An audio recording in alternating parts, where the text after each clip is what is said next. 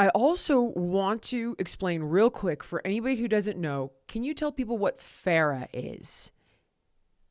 Yes. So FARA is the Foreign Agents Registration Act. And this was an act that came into place, I think, around the 40s, actually, to counteract Nazi propaganda. That's initially why Oh, it became really? law in the I United didn't know that. States.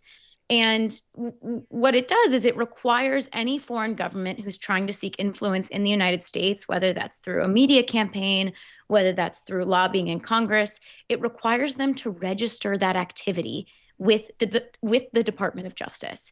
And what this produces is these logs essentially that you or I or anybody can go through to see who's hired who, how much are they paying them, and also who are these lobbyists talking to, whether it's DC, Right. whether it's journalists, things like that. Now, it's far from a perfect tracking system, but it at least gives investigative reporters like me a starting off point to try to understand what the influence campaign looks like, at least the above board influence campaign, because sometimes there's also things Right. that we might refer to as like a black box. But that's kind of the starting point for many journalists trying to understand what foreign influence looks like. I'm sorry, what do you mean a black box? Well, obviously, FARA is something that anybody has to comply to. Any foreign country trying to seek influence in America has to register that activity. Any lobbyists who work for them have to register their activity. But that doesn't mean everybody always follows the law. And so there are Ah, multiple different examples from many different countries of people trying to skirt FARA, either by outwardly ignoring it or in some cases getting a little bit more creative. So, for example, there are many foreign countries that fund think tanks in the United States. Qatar and the United Arab Emirates are two of the largest funders of think tanks in the United States. They're giving billions of dollars to think tanks. And that doesn't necessarily need to be registered with FARA, but that is something obviously that could very easily influence US policy. So there, FARA only goes so far, is really the short answer. And it hasn't understood. been updated in a really, really long time. And many people are actually trying to work on getting more legislation to make FARA enforcement stricter, to also make the requirements for reporting stricter and more detailed. But none of that's really made its way through Congress. Got it. Okay. And I want to be fair and I want to be transparent. Is it not the number one criticism of APEC that they have not registered in FARA? Am I right about that?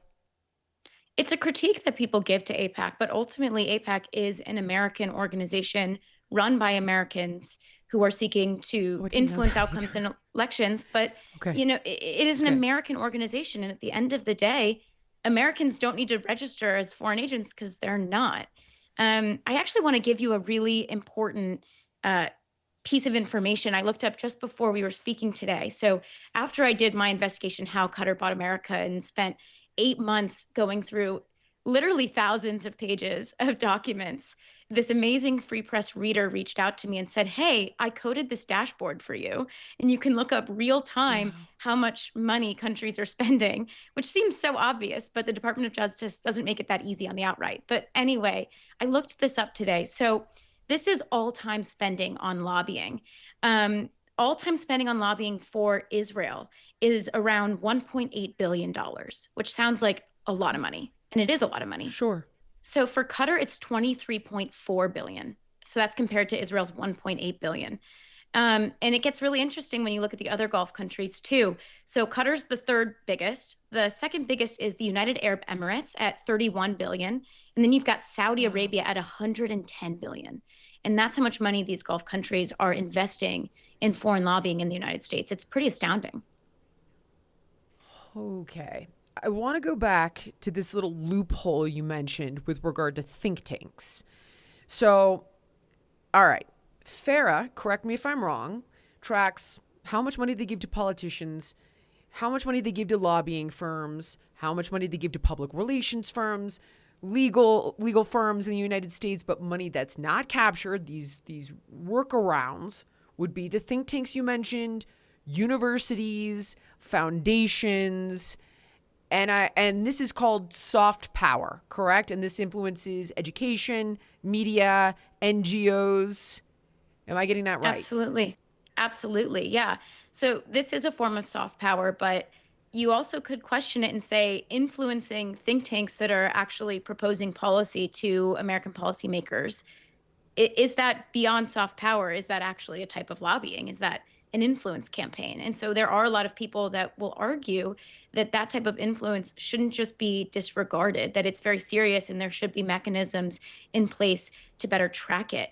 But let me give you some numbers here too, which are just really interesting. So Qatar has spent, in the last 5 years, these numbers come from the Quincy Institute, who I think does amazing work digging into what I called, again, this black box.